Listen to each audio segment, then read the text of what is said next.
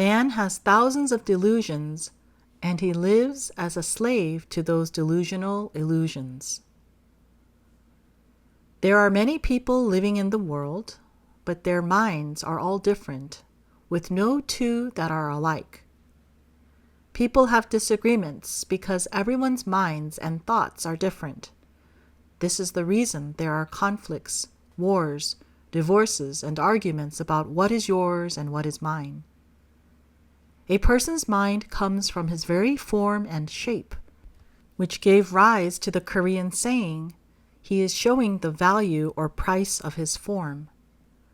This means that one's actions reveal the mind or value of his outward form. A person resembles his parents because his mind is born from the delusions of his parents' minds. Not only does he resemble them in appearance, his mind is similar to theirs as well. Man lives according to this shape and form, and as he lives, he forms his own mind. He is fooled into thinking that he is this mind that is formed. His mind becomes his conceptions and habits, and his mind is inherently rooted within himself. It expresses itself through the thoughts that arise when something happens. One's thoughts are one's mind, and as much minds as he has put inside him are expressed through a string, a clump of incessant thoughts. These become the agonies, worries, and heavy burdens with which man lives.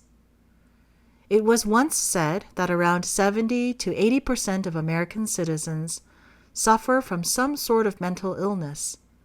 The amount of agonies and thoughts one has multiplies exponentially when he tries to satisfy his desires while living in an ever-developing material civilization. Man has lost his sense of priority because he has thousands of different delusional thoughts inside him, and he lives as a slave to those delusional thoughts. Born with the mind of his form that he receives from his parents, man then stores everything he sees and hears in his subconscious mind as he lives his life, such as his parents, friends, school, and society. While this mind is a shadow of past illusions, he is fooled into believing that those illusions are him.